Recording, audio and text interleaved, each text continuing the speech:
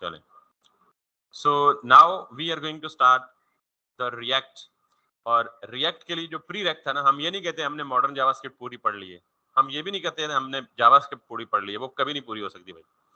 तो हम ये कह सकते हैं कि हमने रिएक्ट के लिए जितनी जावास्क्रिप्ट रिक्वायर्ड थी बोथ मॉडर्न एंड बेसिक, हमने वो कवर कर ली है। अब हमें रिएक्ट को स्टार्ट करने में बिल्कुल भी मुश्किल नहीं होगी। रिएक्ट को स्टार्ट करने के लिए कुछ थोड़ी बहुत थ्योरी आपको पता होनी चाहिए, इसका बैकग्राउंड, इसका थीम, इसका स्टार्ट, सब कुछ। सबसे पहली चीज जो हम रिएक्ट को मैं रेकमेंड करता हूँ कि आप जब रिएक्ट पढ़ते हैं ना, तो आप नॉर्मली रिएक्ट की ऑफिशियल डॉक्यूमेंटेशन को लाजमी सामने रखें। ऑफिशियल डॉक्यूमेंटेशन इसलिए कि रिएक्ट किसने लिखी है? फेसबुक ने। 2011 में या 13 में गालिबन, I am not exactly sure. Facebook का एक इंजीनियर था जिसने बेसिकली अपने इंटरनल यूज के लिए एक मतलब कुछ फीचर्स या कुछ जावास्क्रिप्ट की इनोवेशंस लिखी या की। तो बाद में उसको 1 या 2 साल के बाद मतलब पब्लिक करके ओपन सोर्स कर दिया गया कि आप भी अपने किसी भी प्रोजेक्ट के लिए रिएक्ट को इस्तेमाल कर सकते हैं। तो रिएक्ट बेसिकली इसको ऑन कौन कर रहा है? फेसबुक खुद। और इसकी पॉपुलैरिटी की बहुत बड़ी वजह यही है कि इसके पीछे बहुत बड़ा टेक जाइंट बैठा हुआ है, और वो फेसबुक इटसेल्फ। ठीक, इसके कंपटीशन में दो चीजें हैं अभी। कंपटीशन नहीं कह सकते, एक सेंस में कह सकते हैं, एक सेंस में नहीं भी कह सकते। एक एंगुलर जेएस है और एक व्यू जेएस है। यानी जो टेक्नोलॉजीज फ्रंट एंड डेवलपमेंट के लिए रिएक्ट के साथ मिलती जुलती हैं या जिनका सेम काम है। अच्छा, इन दोनों का आप मुकाबला भी नहीं कर सकते। दोनों की अपनी अपनी डोमेन है, दोनों की अपनी अपनी वर्थ है, दोनों की अपनी अपनी स्टैंडिंग है मार्केट के अंदर। ठीक, मैं आपसे कुछ, obviously if you are going to start our development in React JS, तो आपके ज़हन में होगा यार why I am doing React JS, why not Angular JS, why not Vue JS. मैं इस पॉइंट ऑफ व्यू से या ये नजरिया क्लियर करने के लिए जस्ट छोटा सा कंपैरिजन बताता हूँ। Which one is best nowadays and in upcoming days? React, angular and Vue JS. Again ये मुकाबला नहीं कर रहा, क्योंकि एंगुलर को कौन बैक कर रहा है? एक और बड़ा टेक जाइंट, गूगल। एंगुलर किसकी लिखी हुई है वो भी जेएस का फ्रेमवर्क है। ये रिएक्ट जेएस लाइब्रेरी है, फ्रेमवर्क नहीं है। फ्रेमवर्क और लाइब्रेरी में क्या फर्क है, थोड़ा सा आगे चल के वो भी बता दूंगा। तो एंगुलर को कौन बैक करता है? गूगल। तो गूगल थोड़ा बड़ा टेक जाइंट है। और रिएक्ट को कौन बैक करता है? फेसबुक।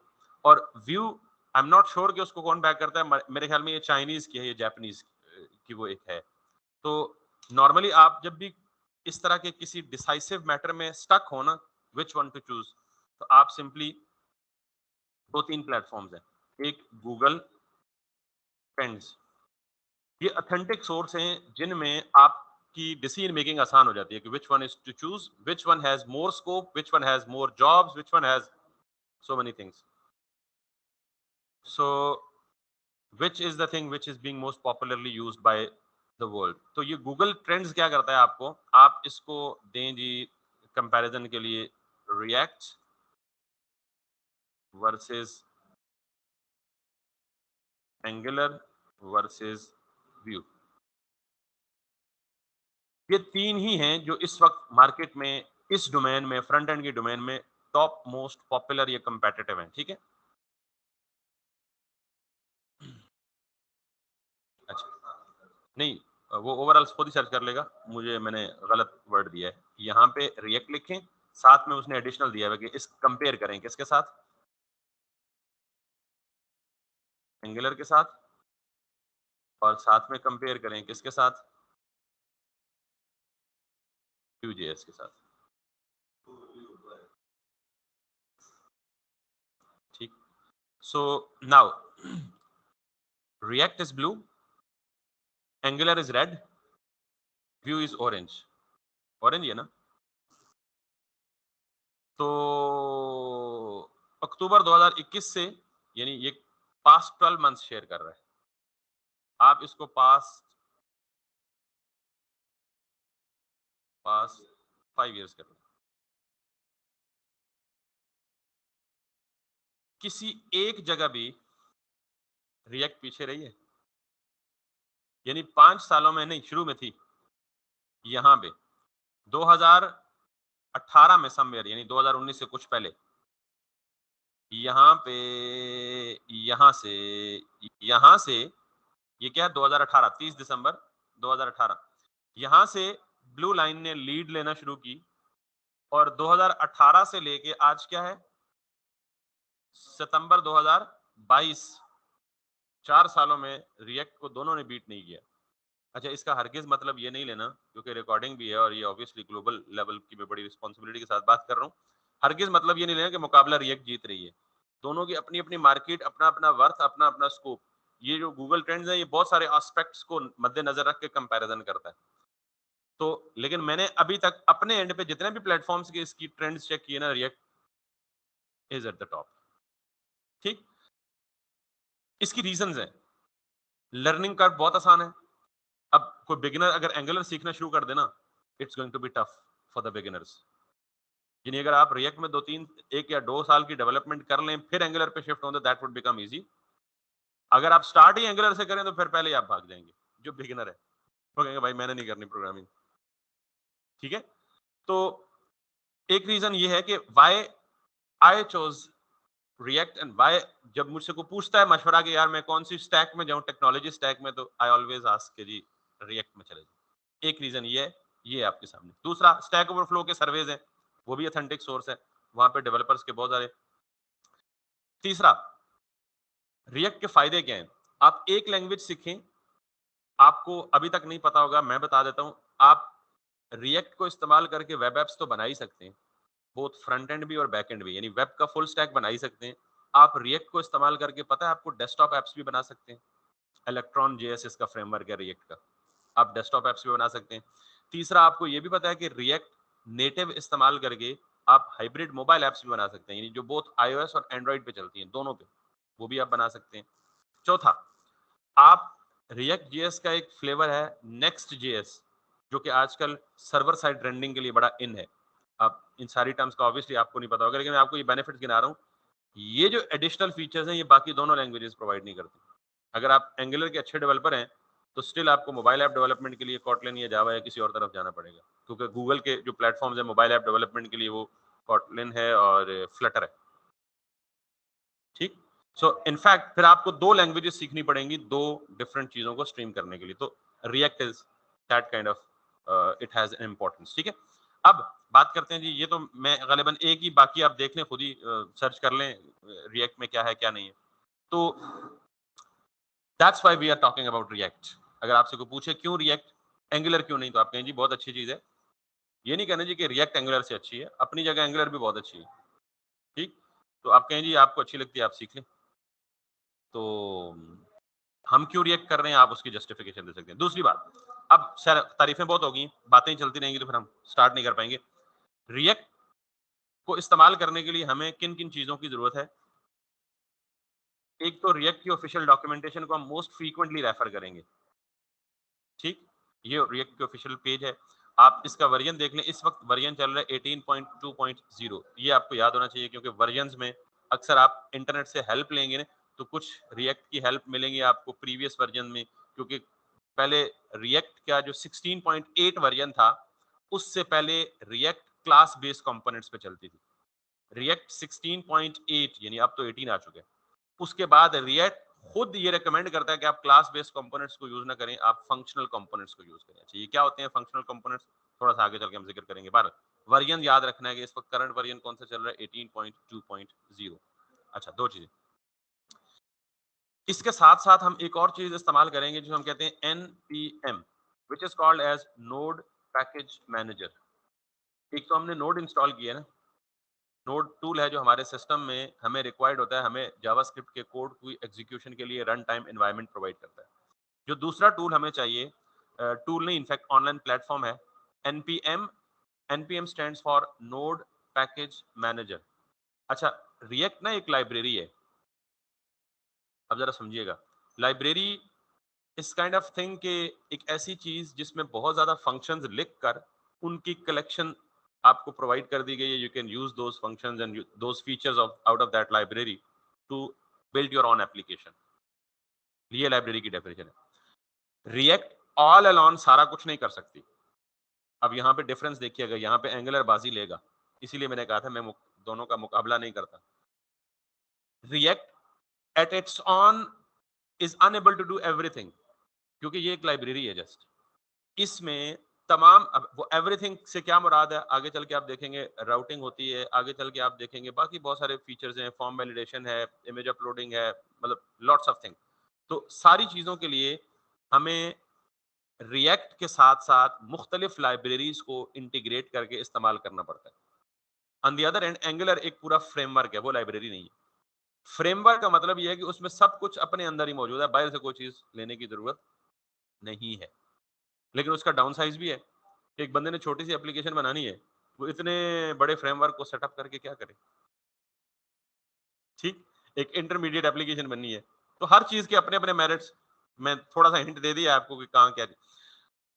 तो रिएक्ट एक लाइब्रेरी है, इसके अंदर सब कुछ मौजूद नहीं है, तो इसके लिए हमें एडिशनल पैकेजेस की जरूरत पड़ती है। पैकेजेस का मतलब एडिशनल लाइब्रेरीज की जरूरत पड़ती है, जो रिएक्ट के साथ इंटीग्रेट करके हम अपनी एप्लीकेशन बनाते हैं। वो लाइब्रेरीज हमें कहाँ से मिलेगी? दिस इज द प्लेटफॉर्म जहां से हमें वो लाइब्रेरीज मिलेंगी। अच्छा, बाय द वे, पूरी दुनिया में जितने भी डेवलपर्स है ना, एक्सपर्ट या प्रोफेशनल या ओपन सोर्स कम्युनिटी, वो रिएक्ट के, एंगुलर के, व्यूजेएस के और भी जितने जावास्क्रिप्ट हैं उनके, यानी उनकी लाइब्रेरीज लिखकर इस प्लेटफॉर्म पे सबमिट कर देती है for the use of public. यानी आप लेट्स सपोज एक डेवलपर हैं, एक्सपर्ट हो गए हैं, और आपको खिदमत खल्क का जज्बा जोश चढ़ गया आपको कि मैंने कंट्रीब्यूट करना है दुनिया की खिदमत के लिए, तो आप एक पैकेज लिखें जिसकी मार्केट में डिमांड हो और वो यहाँ अवेलेबल ना हो, वो यहाँ पे आप अवेलेबल कर दें, तो आपके नाम से वो पैकेज यहाँ अवेलेबल हो जाएगा। दुनिया में जो बंदा भी यूज करेगा, नहीं, दुआएं को साथ पैसे भी देते हैं। यानी अक्सर पैकेज, अक्सर साइट पे आपने लिखा नहीं था डोनेट अस, ठीक, तो अक्सर पैकेजेस फंडिंग के लिए बेसिकली अपनी वेबसाइट पे जाके वो देते हैं जी कि if you like our package. Normally होता है ना कि अगर लेट्स सपोज मैं किसी वेब जगह, किसी जगह पे फंसा हूं ना, मुझे कोई सोल्यूशन ना मिल रहा हो, तो मैं किसी लाइब्रेरी मिल जाए और वो मेरा काम कर दे, तो अक्सर ये दिल होता है यार किसी बंदे ने मेरा कितना बड़ा मसला हल किया है। यानी फॉर एग्जाम्पल एक मिसाइल में मैं एक मसले में स्टक था, 10 दिन हो गए थे, 10 दिन बाद मुझे एक लाइब्रेरी मिली जिसने मेरा मसला हल कर दिया। तो इंटेंशनली इंसान चाहता है यार उसको उसका क्रेडिट मिलना चाहिए कि जिसने मेरे 10 दिन बचा लिए। तो वो मतलब डॉलर्स में आप 2 पेनीज दे दें, 10 पेनीज दे दें, $10 दे दें। अब अगर आपका एक बनाई हुई लाइब्रेरी को 1 लाख लोग यूज करते हैं और 1 लाख में से 50,000 बंदे आपको $1-1 देते हैं डोनेशन के ऊपर, मसाइल हल कर रहे हैं ना आप, ये बेसिकली इटसेल्फ पूरा एक ओपन सोर्स कम्युनिटी इसी तरह से ग्रो करती है। उनको डोनेशन या उनको अपने अमाउंट मिल जाती है, और अगर नहीं भी मिलती तो एक खिदमत खल के जज्बे से आपने उसको कर दिया, तो जाहिर है भलाई है किसी का, तो आपका भी भलाई है। यूं ये कम्युनिटी बिल्ड होती है, open source software community. Anyways, तो जितने भी लोग हैं उन्होंने अपने लाइब्रेरीज लिख के कहाँ सबमिट की होती हैं? एनपीएम में, और वो ओपन सोर्स फ्रीली अवेलेबल कर दी होती हैं। जैसे रिएक्ट है, तो फेसबुक ने ये रिएक्ट की लाइब्रेरी लिख के यहाँ पे हमें प्रोवाइड कर दिया। आप यहाँ पे रिएक्ट लिखेंगे, so it would give us react exact match. ठीक, अब अगर आप इसको क्लिक करेंगे ना, इसी तरह बहुत सी लाइब्रेरीज है। अब जरा देखिएगा अगला यूज, कंपैरिजन रिएक्ट में, एंगुलर में और व्यू में। तो रिएक्ट के वीकली डाउनलोड्स कितने हैं, यानी पर वीक कितने लोग रिएक्ट को डाउनलोड करते हैं all around the world? 1,70,50,000, 1,70,00,000 week में, 1,70,00,000 per week. Remember it. Now go, मैं अगेन किसी को अंडर एस्टिमेट या ओवर एस्टिमेट नहीं कर रहा, मैं जस्ट फैक्ट्स बता रहा हूं। 1,70,00,000,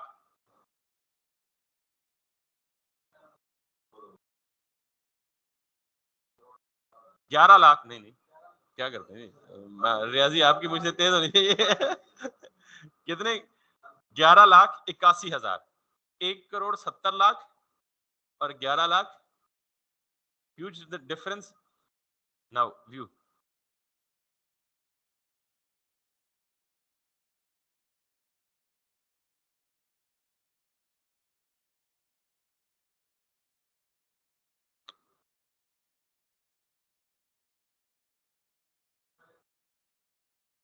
35 लाख,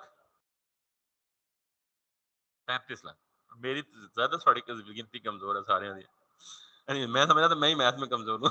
12, मैं यूज करता हूँ पंजाबी देसी वाला कायदा ही, आप जो है ना वो अंग्रेजी वाले यूज करते होंगे। एनीवेज, तो विच one is getting lead? Anyways, तो एनपीएम क्या है? बेसिकली नोड पैकेज मैनेजर, इसको हम बोलते हैं। ये एक सेंट्रल रिपोजिटरी है जहां पे हमें जितने भी हमने पैकेजेस यूज करने हैं, लाइब्रेरीज यूज करने हैं, वो हम कहाँ से डाउनलोड करेंगे? npm से डाउनलोड करेंगे। तो आपको ये भी पता लग गया npm क्या है, आपको ये भी पता लग गया कि रिएक्ट बेसिकली क्या है और रिएक्ट लाइब्रेरी है और फ्रेमवर्क और लाइब्रेरी में क्या फर्क है, और आपको ये भी पता चल गया कि आपने रिएक्ट। अच्छा, अब बातें बहुत हो गई, हमने अब करना है जी रिएक्ट का setup. So let's get started. वैसे तो आप ट्यूटोरियल में जा सकते हैं, आप डॉक्स में भी जा सकते हैं, और आप कहीं भी नहीं जा सकते। मैंने आपको गिटहब का बताया थोड़ा बहुत? नहीं बताया। अच्छा, कल, हाँ, वो इम्पोर्टेंट है। दैट्स गुड, वो इम्पोर्टेंट है। कल मैं क्लास के स्टार्ट में ना थोड़ा सा गिटहब भी बता दूंगा आपको, मुझे याद करिएगा, ठीक है? आज हम रिएक्ट को स्टार्ट करते हैं। सबसे पहली चीज ये है कि जब आप जस्ट गूगल पे रिएक्ट लिखेंगे ना, तो आपको यहाँ कहीं फेसबुक की ऑफिशियल गिटहब रैपो का लिंक मिलेगा, github.com/facebook/react। इस पे अगर आप क्लिक करते हैं ना, वैसे ये रिक्वायर्ड चीज नहीं है लेकिन एक अच्छी चीज है, github.com/facebook/react। ये ऑफिशियल रैपो है। गिटहब में ना, जैसे हमारे लोकल विंडोज में फोल्डर होता है, तो गिटहब में उसको क्या कहते हैं? रैपो बोलते हैं। इसमें उन्होंने सारी ऑफिशियल इंस्ट्रक्शंस दी हुई हैं कि कैसे आप रिएक्ट को इंस्टॉल करें और कैसे सारी चीज़ों को सेटअप करें। अगर आप इसमें जाएं ना, स्टार्ट में या टॉप पे, तो आपको यहाँ पे आएंगे, ये कुछ डॉक्यूमेंटेशंस भी दिया हुआ है और गेटिंग स्टार्टेड पे दिया हुआ है। तो अगर आप गेटिंग स्टार्टेड पे जाएंगे तो ये भी आपको यहाँ पे वापस ले आएगा, ठीक? इसका प्री रेक्विजिट क्या है कि सबसे पहले आपके पास Node.js इंस्टॉल होना चाहिए। Node.js आपके पास इंस्टॉल्ड है, तो उसके बाद हम यहाँ पे जाएं और नया फोल्डर बनाएं, और इसको, सॉरी, एक नया फोल्डर बनाएं और इसको आप नाम दे दें रिएक्ट ऐप। फोल्डर नेम में कभी स्पेस ना दिया करें, ना ही फोल्डर नेम कैपिटल में रखा करें, कन्वेंशन है, देंगे कोई हर्ज नहीं होगा लेकिन कोशिश करें ना दें। मैंने रिएक्ट ऐप का नाम दिया और इसको मैंने ओपन कर लिया यहाँ पे। अच्छा, अब मैंने आपको ये बता दिया कि npm क्या है, ठीक? और अब हमारा इस टर्मिनल के साथ बहुत ज्यादा वास्ता रहेगा, ठीक है? आपकी मर्जी, आप इस टर्मिनल को यूज करें, लेकिन क्योंकि मेरे सिस्टम में गिट इंस्टॉल्ड है, अगेन मैंने गिट का बताया नहीं, चलें उसको कल बताऊंगा। तो आपने ये टर्मिनल ओपन कर लिया। जब आप यहाँ से टर्मिनल ओपन करेंगे तो ये ऑलरेडी टर्मिनल कहाँ ओपन होगा? आपके करंट फोल्डर में ओपन होगा। मेरा करंट फोल्डर रिएक्ट ऐप के नाम से, ठीक है? तो सबसे पहले आपने क्या इस्तेमाल करना है? npx। ये जो npm है ना, आप बेसिकली ये काम कर सकते हैं, npm instal और सी क्रिएट रिएक्ट ऐप। अब पहली बात सुनिएगा कि ये जो npm है ना, ये बेसिकली अभी आपको बताया नोड पैकेज मैनेजर। जब भी आप कोई भी चीज npm से डाउनलोड करना चाहें, तो आप बजाय उसके वहां मैनुअली जाके डाउनलोड नहीं करेंगे, आप इस तरह कमांड देंगे npm, उसके साथ इंस्टॉल, ये कीवर्ड्स हैं, ये हमेशा ऐसे ही करेंगे। जो भी लाइब्रेरी हम इंस्टॉल करेंगे क्या करेंगे? npm इंस्टॉल, और उसके बाद है क्रिएट रिएक्ट ऐप, यानी उस पैकेज का नाम जिस पैकेज को आप डाउनलोड करना चाहते हैं। npm ये उस प्लेटफॉर्म को रेफर कर रहा है जहां से मैं डाउनलोड करना चाहता हूँ। इंस्टॉल का मतलब इंस्टॉल करे, किसको इंस्टॉल करे? उस पैकेज का नाम। अब अगला सवाल, ये npm, ये जो क्रिएट रिएक्ट ऐप है, ये क्या है? जरा इसको देखते हैं। फेसबुक ने, आपको पता है कि जब मैं फ्रंट एंड बनाता हूँ, अगर आप फॉलो कर रहे हैं वीडियो सीरीज को और आपने भी अगर कोई फ्रंट एंड का प्रोजेक्ट मेरा देखा है, तो हम पहले एक प्रॉपर फोल्डर स्ट्रक्चर बनाते हैं। CSS ने किधर स्टोर होना है, जावास्क्रिप्ट ने किधर स्टोर होना है, इमेजेस ने किधर स्टोर होना है, और फिर इंडेक्स HTML की फाइल लेके, ये एक प्रॉपर स्कैफोल्डिंग है। इसको मैं टेक्निकली बोलूँ तो क्या बोलूंगा? Project scaffolding. क्या बोलूंगा? प्रोजेक्ट स्कैफोल्डिंग, या यूं कह लें कि project folder structure. Simple is that, as simple as that. लेकिन क्योंकि प्रोफेशनली आप, अब रिएक्ट को सेटअप करने के लिए आपको बहुत सारी चीजें चाहिए।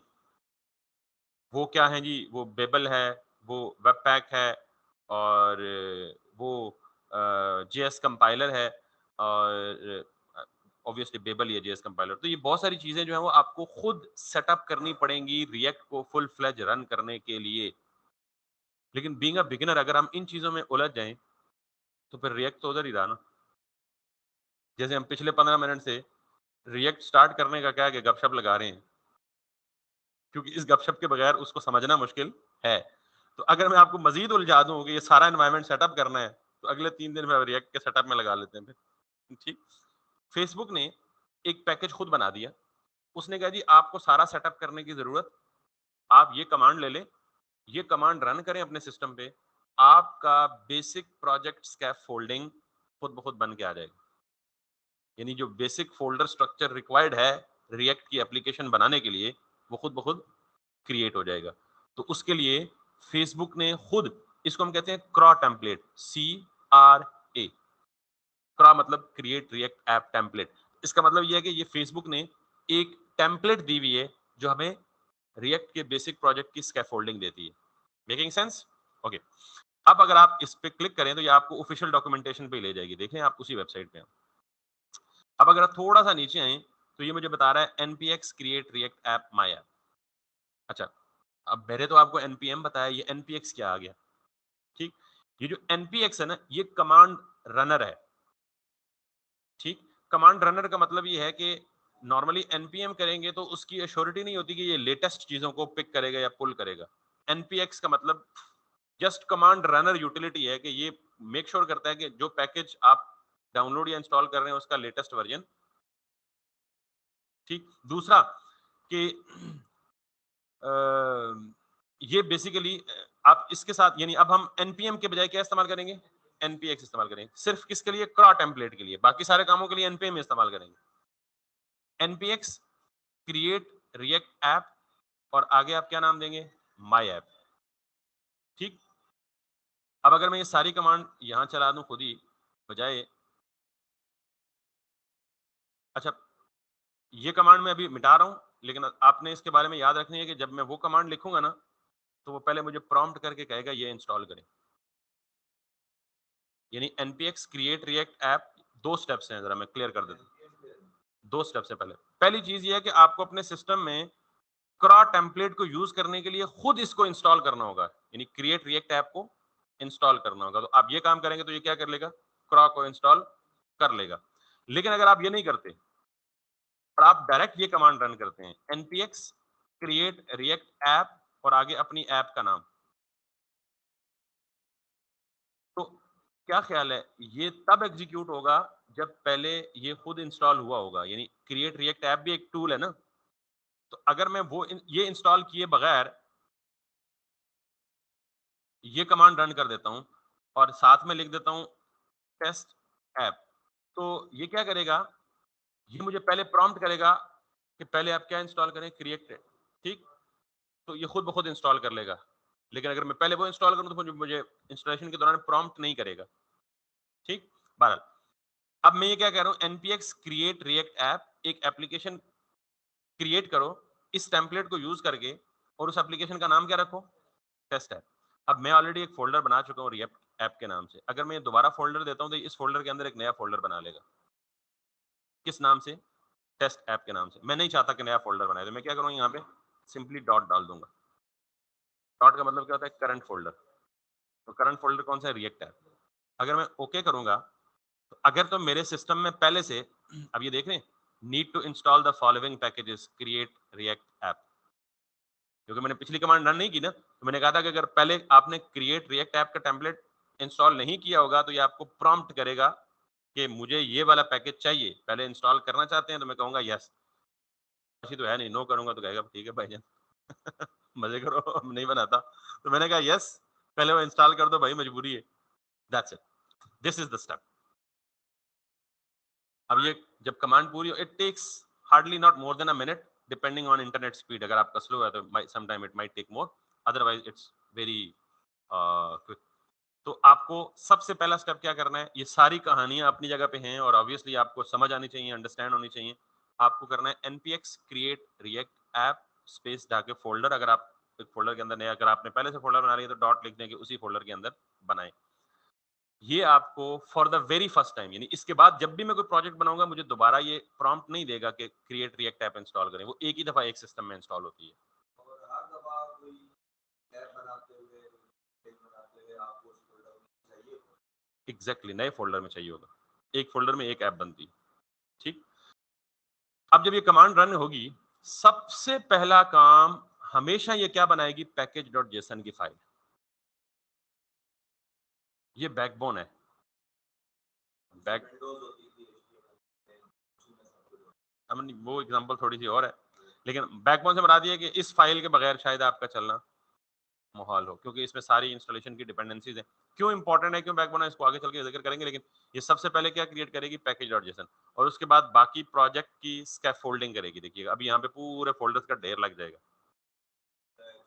सब कुछ आ जाएगा अभी, ठीक है। तो वो बेसिकली क्या होगा, बेसिक स्ट्रक्चर होगा या बेसिक प्रोजेक्ट स्कैफोल्डिंग होगी, और रिएक्ट की बेसिक ऐप भी बन जाएगी एक पेज की, ठीक। फिर हम उसके बाद जिक्र करेंगे, जरा इसको कंप्लीट होने दें, और मेरे ख्याल में इसके बाद कल ही जिक्र करेंगे।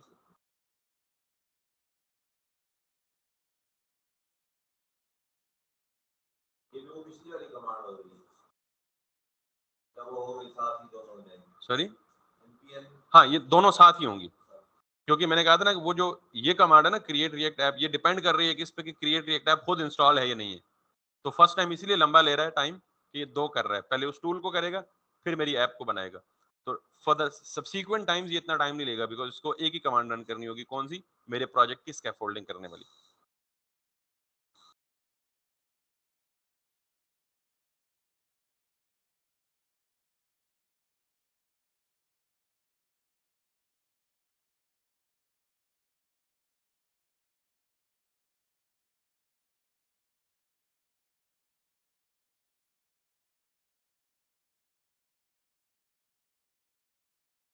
मैंने नोड इंस्टॉल की थी कल, तो वर्जन चेक करता हूं तो एरर देता है, यानी कि वो कमांड इज नॉट वैलिड हो गई है, वो एरर दे रहा है। उस नॉर्मली इस तरह का हैपन हो ना सीन, तो स्नैपशॉट लेके वो एरर शेयर कर दिएगा, वो बेहतर होता है अंडरस्टैंडिंग करने के लिए ना, इजी होता है ताकि हमें पता लग सके। इस तरह फिर जुबानी पता लगना मुश्किल है।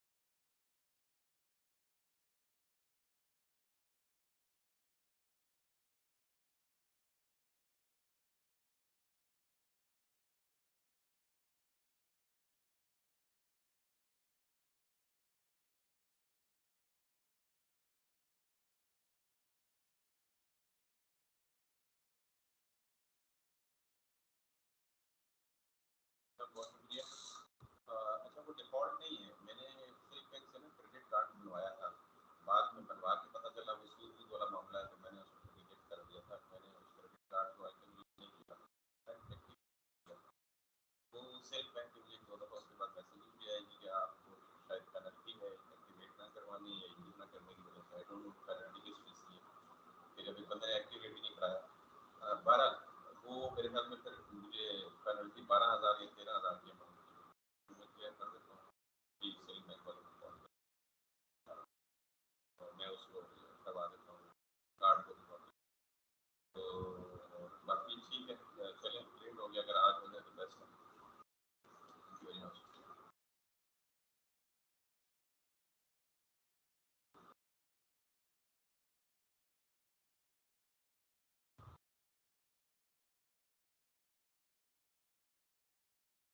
And once again thank you very much. मैं आपको तंग भी कर रहा हूँ बीमारी के बावजूद, आप इस एफर्ट में लगे हैं, I am really sorry for that, लेकिन दिया, बस मैंने प्रॉब्लम था वो शेयर किया था, जिसकी वजह से मतलब ये बाकी ऐसे कोई अर्जेंसी नहीं थी।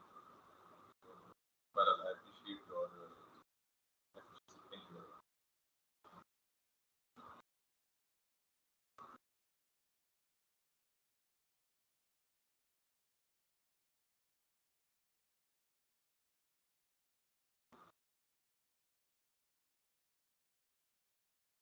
गया। So make sure it doesn't take time, first time से खुलेगा because of that two installations. मैं हम रिकॉर्डिंग स्टॉप कर देते हैं, यहाँ से कल कंटिन्यू करेंगे। ये पूरी वजह तो मैं एक्सप्लेन कर दूँ, और बेसिक क्योंकि रिकॉर्डिंग वैसे ही अननेसेसरीली ग्रो कर रही है।